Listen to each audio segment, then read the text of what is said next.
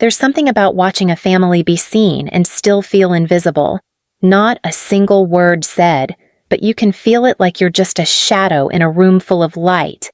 That's where Isla Matthews grew up, a place where she was always in the background, always overlooked.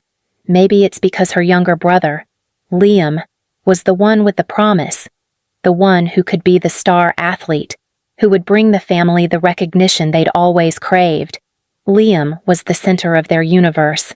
His baseball tournaments, the practice schedules, the games, they were the pillars of their lives. Isla. She was the afterthought, her achievements in school, all those science fair ribbons, the honor roll lists. They were as quiet as the silence she learned to live with. This is where Isla begins. I think it started when I was 11. My birthday was supposed to be special that year, but it got canceled again because Liam had another game. I asked my mom if we could at least get a cake before we left for the tournament in Indiana, and she sighed like I was asking for the world. We just don't have time. Sweetie, maybe we'll find something at the hotel, she said.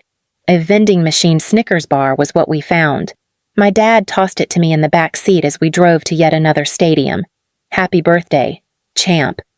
That was the moment, I think, when I stopped waiting for something to change. And I started to figure out that if I was ever going to matter to anyone, it would have to be me doing the work. My birthday got canceled every year after that. I had a choice. Then I could keep trying to get their attention, or I could stop. So, I stopped. I stopped hoping, stopped wishing for recognition. I focused on getting out, building something just for me, something that didn't depend on them seeing me. I applied to college, made my way to North Carolina, and just like that, I was free. No more birthday parties canceled, no more being overlooked. But the thing is, freedom doesn't always come easy. You'll never be the one they care about. A part of me whispered, and I believed it for so long. But that wasn't the end of my story, and it wasn't their story anymore either. It wasn't like I was invisible to everyone. There were moments, little moments, where people saw me for who I was. My teachers. They liked me. They saw the honor rolls and science fair ribbons and let me know it mattered.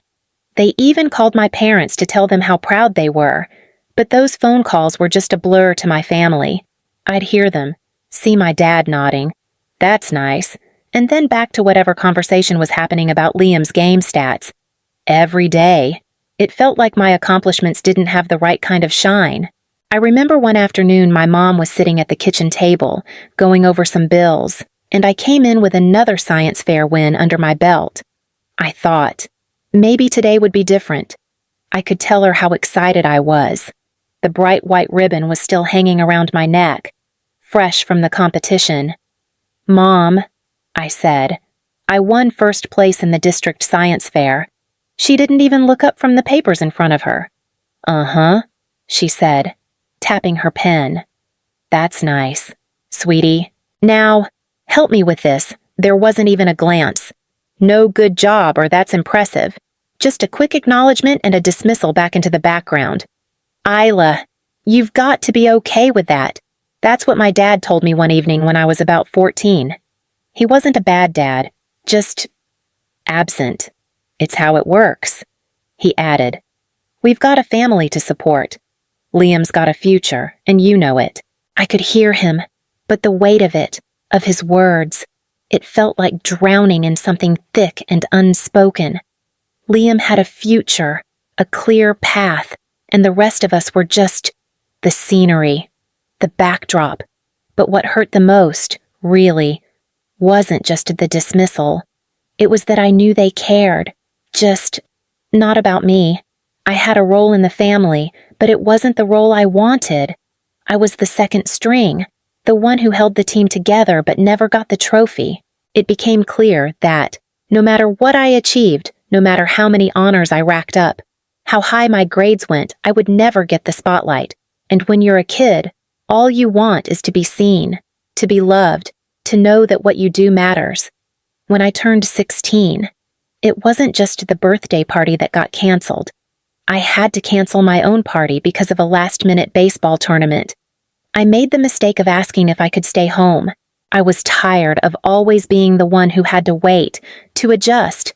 I didn't want to watch Liam's game for the 100th time in a row. "Don't be selfish," my dad said, his voice firm. "You know this is important." The disappointment was so familiar, it didn't even sting anymore. I called my friends and canceled everything, and there I was alone in my room while my parents packed up the car. The weight of not mattering to them, the feeling of not being allowed to matter, filled the entire space. It was like I was fading, dissolving into nothing. But that was when I knew I had to be my own person.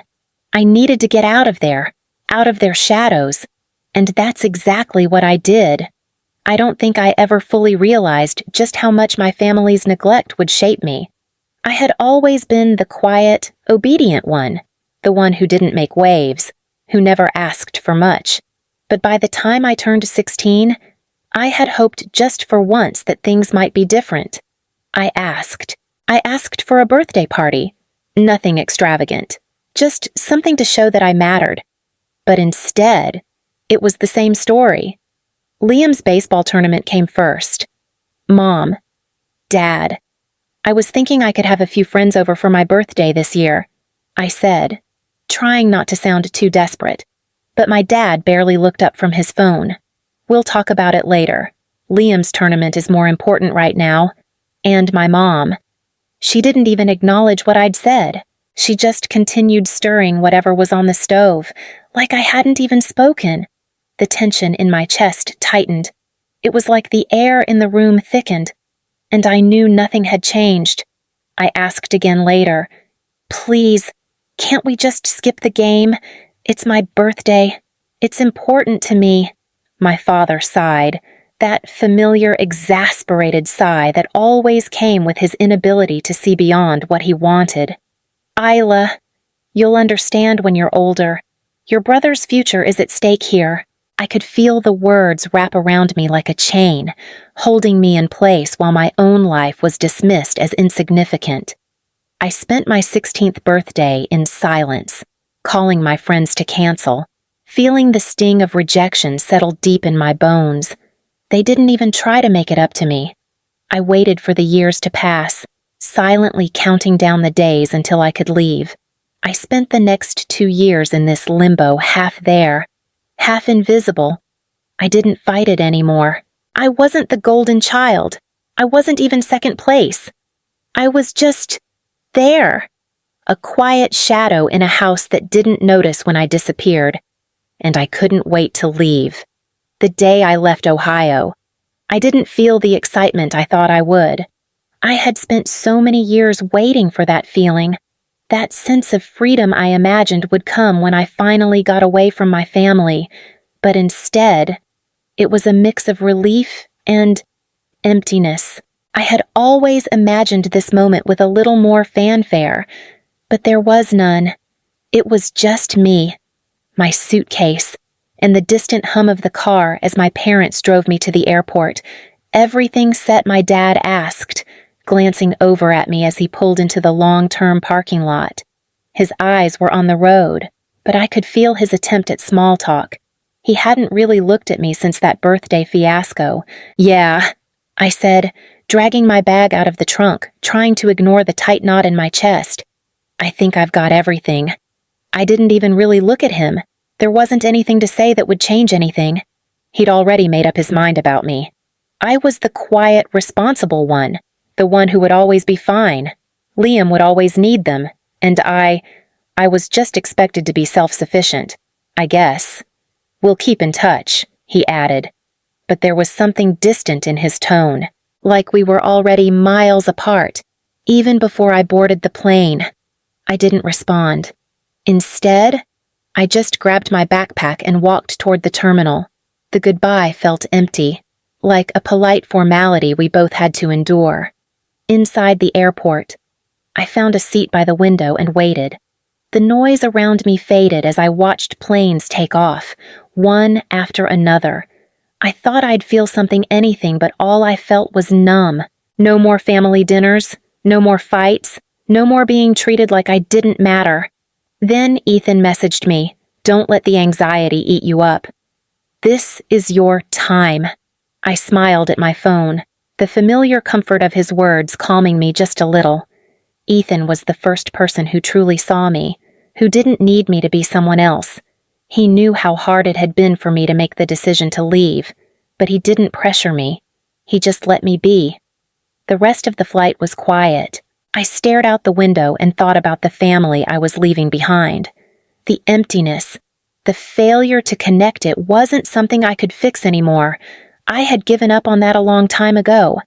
The plane landed in North Carolina, and I felt it, the first spark of real freedom. The first time I met Ethan. It felt like someone finally saw me, not the quiet, overlooked version of me, but the me I wanted to be. There was something in the way he listened, how he didn't fill the silence with small talk, just letting it exist. He was different from anyone I had ever known. I don't know how to explain it, but when he looked at me, it wasn't like I was some background figure in his life. He made me feel like I mattered. We started spending more time together, and, eventually, we started dating. It wasn't grand or rushed, it was just easy. By the time we were planning our wedding, I knew what I wanted. I wanted something simple, something that was all ours, with no expectations, no interference. We decided on Costa Rica, a place far enough from the familiar, yet close enough for our closest friends to attend. The thought of it made me feel light. Like, for once, I had control over something big. "Do you think it's too much?" I asked Ethan one night, sitting on the couch as we scrolled through venues on my laptop. He shook his head, the soft hum of his laughter making me smile. "I think it's perfect. No fuss. Just us." He was right. It was perfect. Simple. Just us. Standing there, exchanging vows, no distractions. And for once, I could imagine my future without the weight of my past clinging to it. I didn't tell my parents about the wedding. They had no right to be a part of it. But Sophia, my cousin, the one who'd been a wedding photographer and influencer for years, was excited to be there. "You're going to look stunning." "Isla, it'll be one of my best shots yet." Her enthusiasm felt like a breath of fresh air.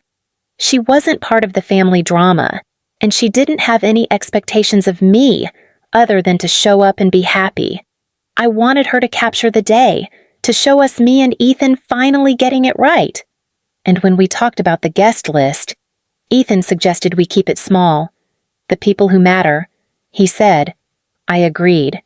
It felt like the right choice. Even if my parents and brother weren't on the list, I wanted the people who actually cared about me there, and no one else. So, we kept it simple.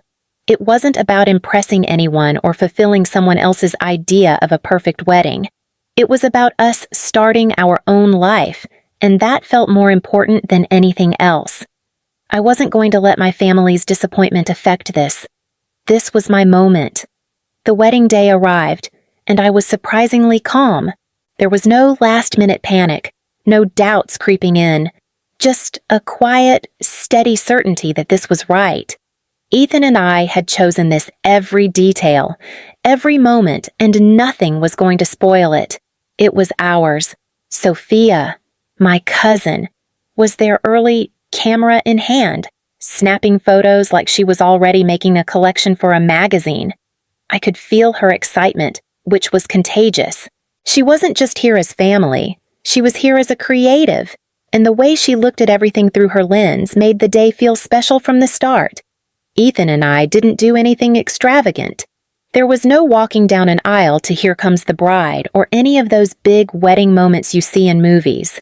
Instead, we found a small, beautiful spot near the beach, the ocean crashing softly in the background, the sun slowly setting behind us.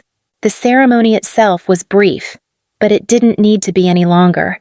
It felt perfect, just like the rest of the day. As we exchanged vows, my heart didn't race with nerves, but with something else peace. Maybe I had found a place where I belonged, a place that didn't require me to fit into some mold of what my family thought I should be. This was my choice, and I was finally living for myself. Perfect, Ethan whispered as he kissed my forehead, and I smiled, feeling everything settle into place. The reception was simple, too. There were no fancy speeches or over-the-top toasts, just good food, dancing, and the people who truly mattered to us. Sophia captured every moment: the laughter, the quiet glances, the way Ethan and I looked at each other like no one else mattered, and, for a brief moment, it was just us, without anyone else's expectations looming over us. But of course, my family found out. I didn't know it would spread so quickly. Sophia had posted a few photos on her social media with a brief caption about Isla's journey, how she had grown from a quiet, overlooked daughter into someone who finally made her own choices. The comments started flowing almost immediately. At first, I thought it was just a few likes, a couple of happy messages, but then it snowballed. It wasn't just Sophia's followers who were reacting. It was everyone. A wedding account shared it, then another, and soon enough, it went viral. People started sending messages, leaving comments about how inspiring it was to see someone finally break free from the weight of family expectations. And then my mom found out. Of course, she did. The next thing I knew, I was seeing her post on Facebook, a long message about how hurt she was that I didn't invite them to my wedding. "How could you keep something so important from your family?" she wrote. "You've really broken my heart." I didn't read the whole post. I couldn't. I just stared at it for a while, the words cutting deeper than I cared to admit. And then, in the quiet, I put my phone down and went back to the moment. The real moment, the one I had been fighting for all my life. For the first time, I felt free. The first message from my mom came a few hours after I saw her post about the wedding. I didn't respond. I couldn't. I had been steeling myself for something like this, but nothing quite prepares you for the weight of it when it actually happens. The phone buzzed again, and I glanced at the screen. It was a voicemail. Isla. Her voice sounded different, sharper, like she was holding back something. "I need you to call me. This isn't like you. We're family. You can't just shut us out like this." I stared at the phone for a minute, my thumb hovering over the screen. Part of me wanted to hear what she'd say. The other part of me felt like the conversation would only tear open wounds that had barely started to heal. Instead of calling back, I turned my phone face down. I didn't need to hear more of her version of the story. I knew what that would sound like: the guilt, the disappointment, the endless pleading.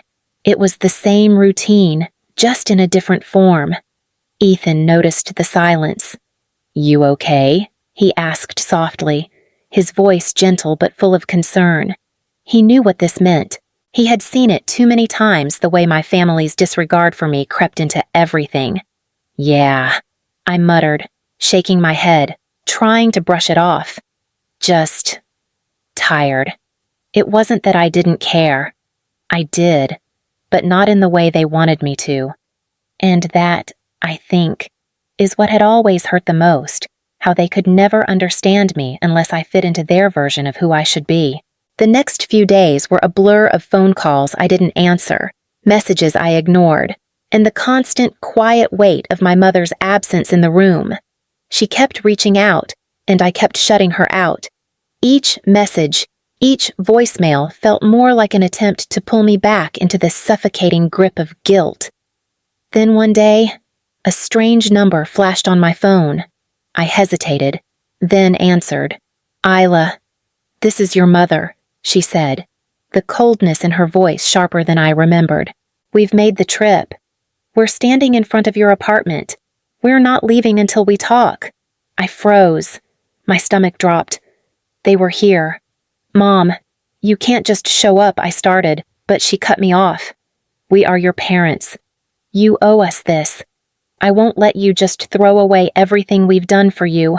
I heard her voice crack, and for a moment, I almost felt something regret. Maybe, or a flicker of old guilt. It was gone almost as quickly as it came. "Don't come here," I said, my voice barely above a whisper.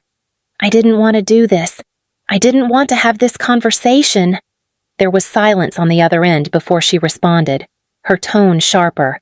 "You'll regret this. Isla, you'll regret turning your back on family." The line went dead. For the next few hours, I couldn't shake the feeling of her presence at my door, the thought of her standing there waiting. I wanted to go out, to leave, but instead, I stayed inside. I couldn't bring myself to face her. Not like this. Not now.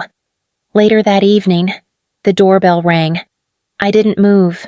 I didn't answer. A few minutes later, I heard a soft knock, and then a voice, muffled but clear. "We're waiting." "Isla, please." I felt the pressure build in my chest, the anger and frustration bubbling up, but instead of opening the door, I just stood there. In the silence, I realized this was no longer about them. This was about me. And in that moment, I made my decision. I wasn't going to let them walk back into my life on their terms. Not anymore. I didn't answer. I didn't even go to the door. I just waited for them to leave. The letter came 2 days after my parents showed up at my apartment. I had already listened to their voicemails, heard my mother's desperate, angry voice pleading for an explanation, but I couldn't bring myself to respond. Not yet. It was hard to ignore the feeling that I should give in, call them, tell them I was sorry, that maybe we could still have a relationship. But deep down, I knew it wasn't real. It was all a performance, just like it always had been. So I did nothing. I let the silence stretch out. Then the letter arrived. It was on that same old floral stationery she'd always used when trying to sound more formal. My heart sank when I saw it. I knew what it would say. I opened it slowly, trying to prepare myself. "I'm sorry you feel this way. Isla, I never meant to make you feel overlooked. It began. We sacrificed so much to provide for you, to give you every opportunity. We worked hard to send you to college, and this is how you repay us by shutting us out." The words made my stomach turn. She wasn't sorry for what she had done. She was sorry I felt this way, like my feelings were the problem. She spoke about the sacrifices they made, as though I hadn't worked harder than anyone else just to survive in that house.